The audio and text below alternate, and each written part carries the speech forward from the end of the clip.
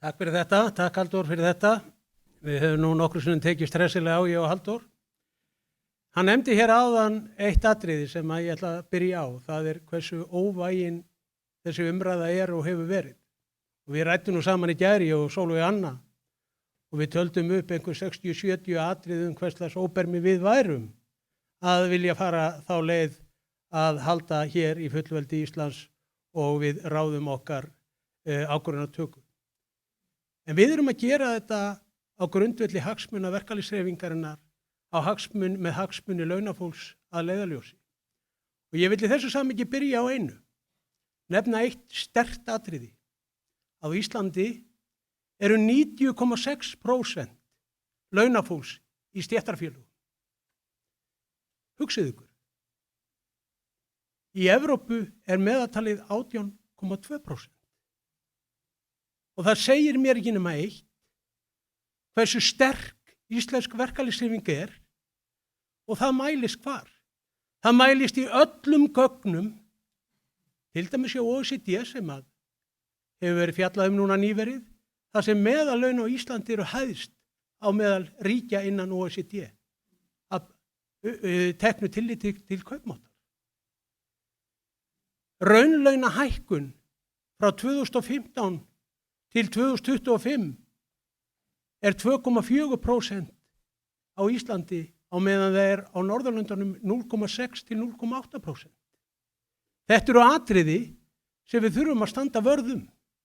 Við verðum að passa okkur á því að veikja ekki vinnu markaðsmódel Íslands, því að þá er ég hræddur að staða okkar launþega væri miklu verri heldur en hún er í dag. Það er íslenskri verkalýðshreyfing að þakka að staðan er ekki eins slæm eins og hún er. En með þessu er ég alls ekki að segja að allt sé í lagi hér á Íslandi, nema síður sé.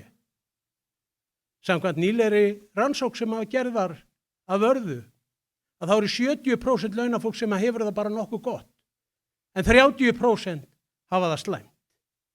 Og við höfum að fókusera á þennan tiltekna hóp sem að höllustu fæti stendur í íslensku samfélagi, og það getum við. Þegar ég velti fyrir mér hvað græðum við á því að fara inn í Evrópusambandið, það er það raunverulega sem við munum fá út úr því. Þá heyri ég fara fólki víða og ég veit við þekkið þetta öll. Vextir, verðtrygging og verðbólga verður lægri. Þetta er það sem eru 3 atriði sem eru nefnd. Og fólk heldur í alvörunni að átómatist með inngöngunni í Evrópusambandi þá verður þetta bara allt komið í samt lag. Og ég ætla bara að segja ykkur það hér og nú, það er svo mikil blekking að það er ekkert að segja frá því. Það er svo mikil ósannindi og það er svo alvarlegur hlutur þegar verið að blekkja almenning með því að segja ef við göngum þarna inn, þá fáum við sömu vexti og er í Evrópu, verðbólgan mun verða hér í kringu 2,5% og verðtryggingin mun hverfa. Ekkert af þessu mun gera sjálfkrafa. Og til þess að fá að taka upp evru, þá þurfum við að uppfylla svokallaðir Maastricht skilyrði. Og hver eru þau? Það er að ná niður vöxtunum, þannig að þeir séu að meðaltali jafn há og í Evrópu. Við þurfum að ná niður verðbólgunni að meðaltali þess sem er í Evrópu og að sjálfsögðu þurfum við að afnema verðtryggingu til að fá að taka upp evru. Og þá er þessi eini punktur sem að er verið að segja hvað skiptir okkur miklu máli.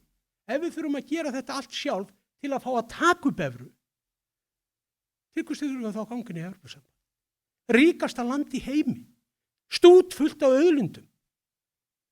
Ég sé þá bara engar forsendur eftir. Það eru bara farnar.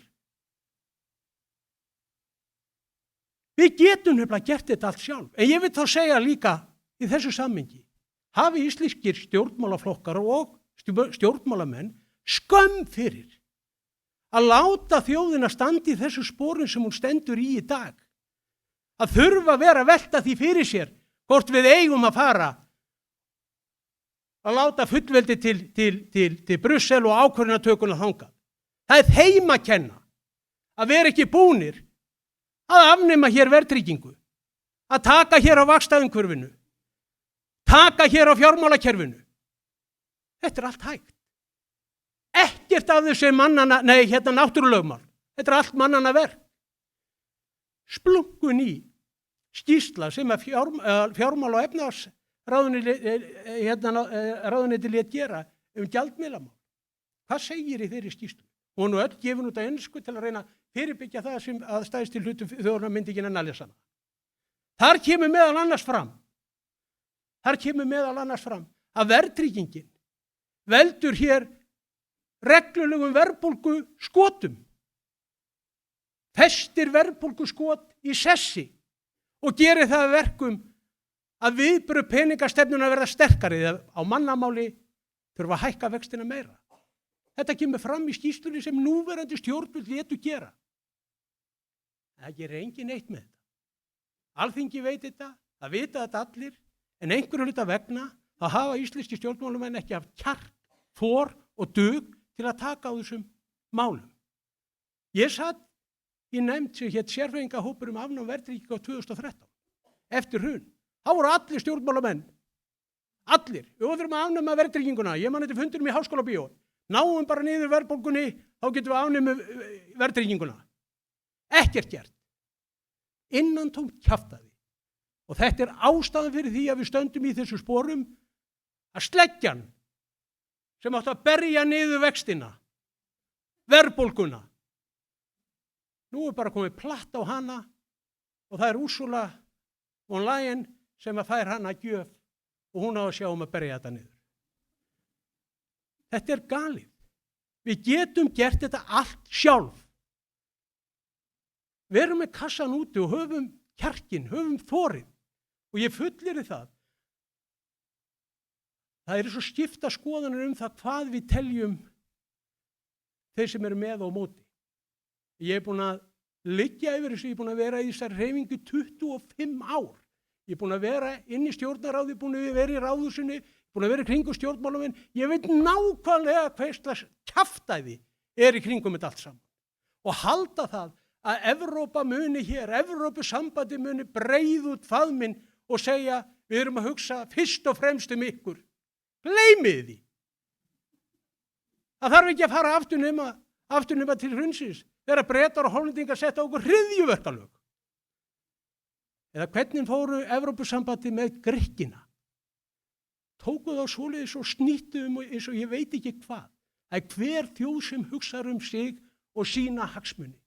Og það er það sem við að gera á þess vegna segja áfram Ísland.